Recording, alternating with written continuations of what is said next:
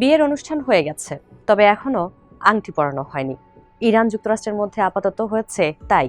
যুদ্ধ থেমে গেছে ঠিকই, কিন্তু শান্তির পথ এখনো বহুদূর। যুদ্ধ বন্ধের খবরে গালফ রাষ্ট্রগুলোর স্বস্তির নিঃশ্বাস ফেলছে। হরমুজ প্রণালী পুনরায় খুলে যাওয়ায় বৈশ্বিক বাজারে কমছে তেলের দাম। তবে বিশ্লেষকরা বলছেন, আসল চ্যালেঞ্জ এখন সবে শুরু। এখন পর্যন্ত পারমাণবিক কর্মসূচি নিয়ে কোনো আলোচনাই হয়নি। 19 জুন জেনেভায় যে সমঝোতা স্মারক সই হবে, তাতেও পরমাণু কর্মসূচি নিয়ে কিছু বলা হয়নি। ইরানের পক্ষ থেকে বলা হচ্ছে, এই সমঝোতা কেবল যুদ্ধের একটি সমাপ্তি। সমঝোতা অনুযায়ী আগামী 60 দিনের মধ্যে পরমাণু সহ গুরুত্বপূর্ণ বিষয়গুলোতে আলোচনা হবে। সেখানেই তৈরি হবে চূড়ান্ত চুক্তির নকশা। টিভিএস এক্সপ্লেইনারে চলুন জেনে নেই এই 60 দিন কতটা চ্যালেঞ্জের। সঙ্গে আছি তামান্না খন্দকার। ট্রাম্পের মূল দাবি ছিল ইরান পারমাণবিক অস্ত্র তৈরি করতে পারবে না, এমন প্রতিশ্রুতি দেবে তারা। তবে এখনও ট্রাম্পের সেই দাবি পুরোপুরি পূরণ হয়নি। ইরান ও বৈশ্বিক বিষয়ে কৌশলগত উপদেষ্টা মানেলে মির খান বলেন, পারমাণবিক কর্মসূচি নিয়ে এখনও কোনো আলোচনা হয়নি। এই সমঝোতা স্মারকটি আলোচনা শুরুর একটি কাঠামো, আলোচনার চূড়ান্ত ফল নয়।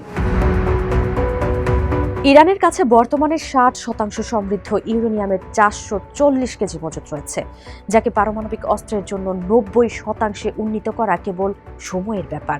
যুক্তরাষ্ট্র চায় ইরান অন্তত 20 বছরের জন্য যে কোনো ইউরেনিয়াম সমৃদ্ধকরণ থেকে বিরত থাকুক। অন্যদিকে ইরান বলছে, শান্তিপূর্ণ পরমাণু কর্মসূচি পরিচালনা তাদের আন্তর্জাতিক অধিকার। দুপক্ষের এই দূরত্ব বিশাল।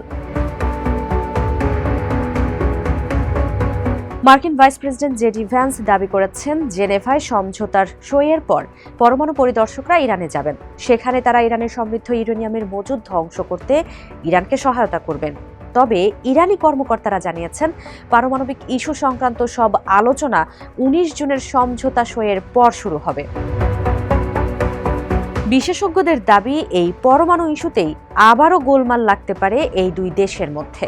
ইরানের নীতি নির্ধারক ও সাবেক কূটনীতিক সৈয়দ হোসেন মুসাভিয়ান বলেন, সবচেয়ে কঠিন লড়াই হবে শান্তিপূর্ণ ইউরেনিয়াম সমৃদ্ধকরণ কর্মসূচি বজায় রাখার ব্যাপারে ইরানের জেদের সঙ্গে ওয়াশিংটনের কঠোর বিধিনিষেধের দাবির সমন্বয় সাধন করা।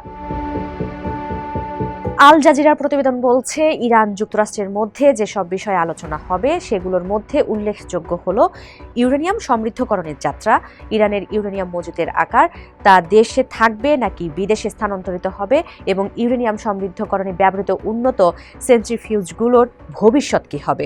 এই সবই অত্যন্ত জটিল বিষয়। গত 28 ফেব্রুয়ারি যখন ইরানে প্রথম হামলা করা হয়, তখনও দুদেশের মধ্যে আলোচনা চলছিল। অথচ তার মধ্যেই আয়াতুল্লাহ আলী খামেনিকে হত্যা করতে অপারেশন এপিক ফিউরি চালায় যুক্তরাষ্ট্র। এই অবস্থায় দেশটির উপর তেহরানের আস্থা প্রায় শূন্যের কোটায়। সেন্টার ফর ইন্টারন্যাশনাল পলিসির সিনিয়র ফেলো সিনা তুষি আল জাজিরাকে বলেন, 2015 সালের জেসিপিওএ থেকে যুক্তরাষ্ট্রের সরে যাওয়ার ঘটনাও দেশটিকে গভীরভাবে প্রভাবিত করেছে। ফলস্বরূপ ওয়াশিংটনের প্রতি তেহরানের আস্থা প্রায় শূন্যের কোটায়। ইরানের রাষ্ট্রীয় সংবাদ সংস্থা জানিয়েছে, 60 দিনের সময়সীমার মধ্যে ইরানের $24 বিলিয়ন জমা করা সম্পদ ছাড় দেওয়া হবে। কিন্তু মার্কিন ভাইস প্রেসিডেন্ট ভ্যান্স এ দাবি সরাসরি নাকচ করে বলেছেন, ইরান যদি প্রতিশ্রুতি পূরণ করে তবে তারা কেবল এই টাকা ফেরত পাবে। বিষয়টি বিশ্লেষণ করে সিনা তুষি বলেন, সম্পদ ছাড়ের বিষয়টিকে ইরান অগ্রাধিকার দিচ্ছে। পর্যায়ক্রমে সম্পদ হস্তান্তর হলে ইরান আলোচনায় আস্থা ফিরে পাবে। বিশ্লেষকরা বলছেন, এই সমঝোতা অনেক মূল সমস্যাকে এড়িয়ে গেছে। ইরানের ক্ষেপণাস্ত্র কর্মসূচি, আঞ্চলিক প্রক্সি গোষ্ঠীগুলোর ভবিষ্যৎ এবং লেবাননের দীর্ঘমেয়াদী সমাধানের মতো বিষয়গুলো আলোচনার টেবিলেই নেই। সাবেক মার্কিন উপজাতীয় নিরাপত্তা উপদেষ্টা বেন রোডস কড়া ভাষায় বলেন, এই চুক্তি এমন একটি জলপথ পুনরায় খুলে দিচ্ছে যা যুদ্ধের আগেই খোলা ছিল, এবং এমন একটি পারমাণবিক আলোচনা শুরু করছে যা ট্রাম্প যুদ্ধের আগে যা চাইছিলেন তার চেয়ে অনেক বেশি সংকীর্ণ। সাবেক মার্কিন রাষ্ট্রদূত ড্যান শাপিরো বলেন, সম্ভবত কোনো চুক্তিই হবে না, আর যদি হয়ও তা যুদ্ধের আগে কূটনীতির মাধ্যমে যা পাওয়া যেত তার চেয়ে খারাপ হবে। ইরান যুক্তরাষ্ট্র সমঝোতা সইয়ের পরও চূড়ান্ত চুক্তির পথ বেশ সংকীর্ণ। আগামী 2 মাস আলোচনার টেবিলে নির্ধারিত হবে নতুন পথ নকশা। তবে ইসরায়েল যেহেতু এই চুক্তির অংশ নয়, মধ্যপ্রাচ্যের শান্তি নিয়ে অস্পষ্টতা থেকেই যায়।